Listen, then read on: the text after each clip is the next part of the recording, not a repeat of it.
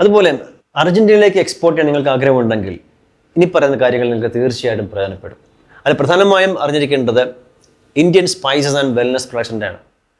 അതിന് ഒരു 100 to 300% margin വരെ നിങ്ങൾക്ക് അർജന്റീനയിൽ നിന്ന് ഈസി ആയിട്ട് നിങ്ങൾക്ക് ഗ്രാബ് ചെയ്യാതെ. അതിൽ മെയിൻലി അതിൽ വരുന്ന സെക്ടേഴ്സ് എന്ന് പറയുന്നത് health and wellness sectors, then food processing industry, then horeca hotels, restaurant and cafes. ഈ പറഞ്ഞ മെയിൻ 3 സെക്ടേഴ്സിലാണ് ഈ പറഞ്ഞ Indian spices and wellness products mainly നമ്മൾ ടാർഗറ്റ് ചെയ്യുന്നത്.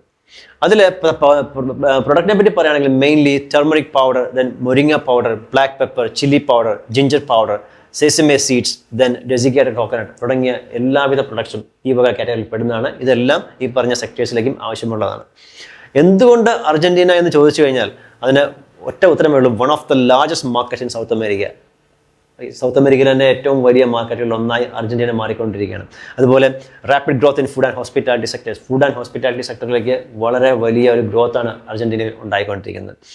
അതുപോലെ തന്നെ മെയിൻലി പറയുകയാണെങ്കിൽ നിങ്ങൾക്ക് ഏറ്റവും ഈസി ആയിട്ട് ഇന്ത്യയിൽ നിന്ന് ഈ പറഞ്ഞ കാറ്റഗറി എല്ലാം വളരെ ഈസി ആയിട്ട് സോഴ്സ് ചെയ്യാനും പറ്റും.